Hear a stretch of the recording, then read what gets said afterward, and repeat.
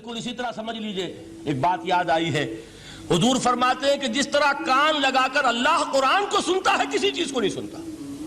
ہمیں نظر نہیں آتا نا، ہمیں معلوم نہیں، ہم قرآن پڑھ رہے ہیں تو سننے والا کون ہے؟ سب سے زیادہ کان لگا کر خود اللہ. یہاں اس لیے مجھے یاد آیا کہ ابو موسیٰ اشعری کو کیا پتا تھا کہ کون سن رہا ہے. وہ اپنی کیفیت میں نماز میں تہجد میں قرآن کی تلاوت کر رہے تھے، اور ظاہر بات ہے ان کے گھر ایکڑوں میں بنے ہوئے نہیں تھے، ایک ایک کمرہ ایک ایک کوئی حجرہ، ایسے ہی تو گھر تھے نا صحابہ کے. لہذا حضور پاس سے گزرے، آواز آئی، کافی دیر سنتے رہے. اس کے بعد آپ تشریف لے گئے، صبح فجر میں ملاقات ہوئی تو حضور نے تحسین کے انداز میں فرمایا، یا ابا موسیٰ انک قد اوتیت مزمارا من مزامیر آل داؤد.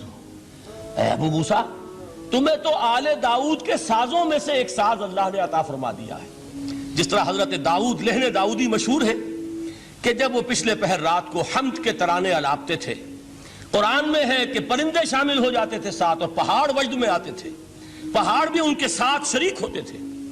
تو جس طرح کا اللہ نے ان کو لہن عطا فرمایا تھا، حضور نے تحسین کے انداز میں فرمایا ہے ابو موسیٰ اشعری، اللہ نے تمہیں بھی آل داؤد کے سازوں میں سے ایک ساز عطا فرمایا. بہرحال قرآن مجید کا جو یہ میوزک ہے، قرآن کے الفاظ کا جو حسن ہے، جہاں تک حسن معنوی ہے وہ تو ہر لفظ میں ہے، لیکن یہ حسن ظاہری، حسن صوتی، حسن لفظی، یہ اپنے کلائمیکس پر آپ کو نظر آئے گا سورہ رحمان میں. لیکن قرآن میں یہ سورت اس اعتبار سے بھی ممتاز ہے، اس کی 4 آیات پر ذرا توجہ کریں گے، عجیب حقائق سامنے آئیں گے. جہاں یہ قرآن مجید کے حسن صوت اور حسن لفظی کی معراج ہے، وہیں اس کی پہلی 4 آیات میں 4 چوٹی کی چیزوں کا ذکر ہے، سب سے اونچی چیزیں. پہلی آیت کیا ہے؟ الرحمن. ایک آیت ہو گئی. رحمان کیا ہے؟ اللہ کا نام ہے. کبھی آپ نے غور کیا اللہ کے ناموں میں سب سے پیارا نام کون سا ہوگا؟ رحمان. کیوں؟ اس کا مادہ کیا ہے؟ رحمت. ہمیں سب سے بڑھ کر جس چیز کی ضرورت ہے وہ کیا ہے؟ رحمت خداوندی. نام اچھی طرح سن لیجئے اس حضور کے قول کو.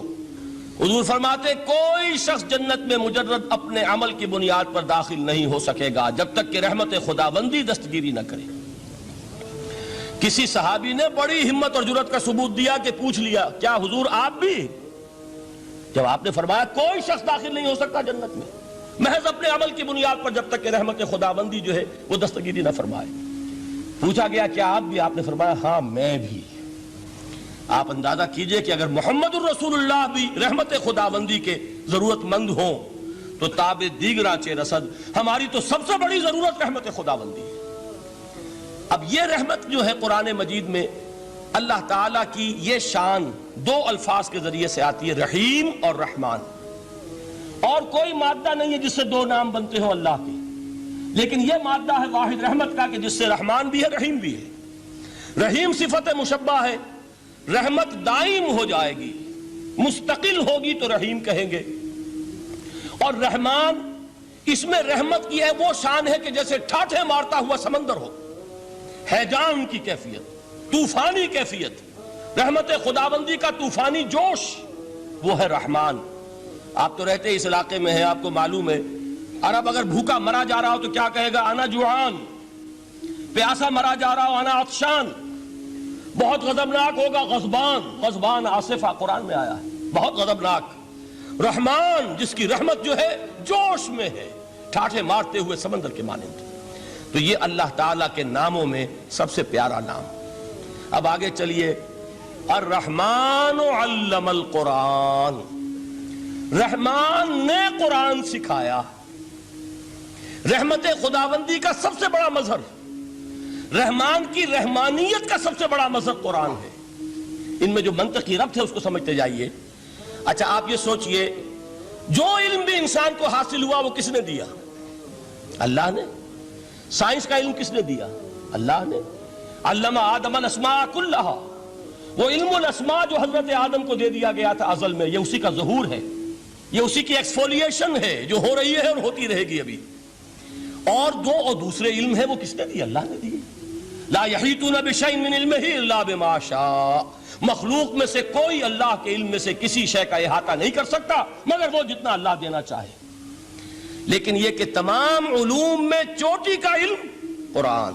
نوٹ کرتے جائیے، اب چوٹی کی چیزیں جمع کیجئے. اللہ کے ناموں میں چوٹی کا نام رحمان. اللہ نے جو کچھ انسان کو سکھایا اس میں چوٹی کا علم قرآن. خلق الانسان، انسان کو پیدا فرمایا. سوال یہ کہ حیوانات کو کس نے پیدا فرمایا؟ آسمان کس نے پیدا کیے؟ زمین کس نے پیدا کی؟ فرشتے کس نے پیدا کیے؟ کیا مطلب خلق الانسان؟ اس کی تمام مخلوقات میں اس کا کلائمیکس، اس کی تخلیق کی معراج، اس کے تخلیق کا نقطہ عروج انسان ہے. یہ ہے کہ جو مسجود ملائک بنا ہے. وَلَقَدْ كَرَّمْنَا بَنِي آدَمَ وَحَمَلْنَاهُمْ فِي الْبَرِّ وَالْبَحْرِ وَرَزَقْنَاهُمْ مِنَ الطَّيِّبَاتِ وَفَضَّلْنَاهُمْ عَلَى كَثِيرٍ مِّمَّنْ خَلَقْنَا تَفْضِيلًا. تو تخلیق میں سب سے اونچی تخلیق انسان کی، علموں میں سب سے اونچا علم قرآن کا، اللہ کے ناموں میں سب سے اونچا نام رحمان. اب آئیے چوتھی چیز، علمہ البیان، انسان کو بیان کی صلاحیت عطا فرمائی. کیا اور کوئی صلاحیت عطا نہیں کی؟ بینائی کس نے دی؟ اللہ نے. اسی طریقے سے سماعت کس نے عطا فرمائی؟ اللہ نے. کتنی فیکلٹیز ہیں، کتنے ایکسٹرنل آرگنز ہیں سینس کے، کتنے انٹرنل سینسز ہیں جو اللہ نے دیے ہیں. لیکن یہاں بھی سمجھ لیجئے جتنی فیکلٹیز ہیں ہیومن فیکلٹیز، ان میں ٹاپ کی فیکلٹی جو ہے وہ اسپیچ ہے، کلام ہے، بیان ہے. جن لوگوں نے میڈیکل سائنس کا مطالعہ کیا ہے وہ جانتے ہیں کہ یہ برین ہے، ہیومن برین، اس برین میں جو وہ اوپر ایک زرد سا مادہ ہوتا ہے، گرے میٹر، اس کی ایک کوٹنگ ہوتی ہے، یہ ہائیسٹ ایوالوڈ فارم ہے. اور اس میں سب سے بڑا رقبہ جو ہے وہ سپیچ سینٹر کہلاتا ہے. اسی لیے انسان کو حیوان ناطق کہتے ہیں. حیوان کے اور انسان کے مابین امتیاز قائم کیا گیا، نطق، گویائی، بولنا. اب یہ کیا چیز ہوئی؟ انسان کی صلاحیتوں میں سے سب سے اونچی صلاحیت. 4 آیتیں ہو گئی نا. اللہ کے ناموں میں سب سے چوٹی کا نام رحمان.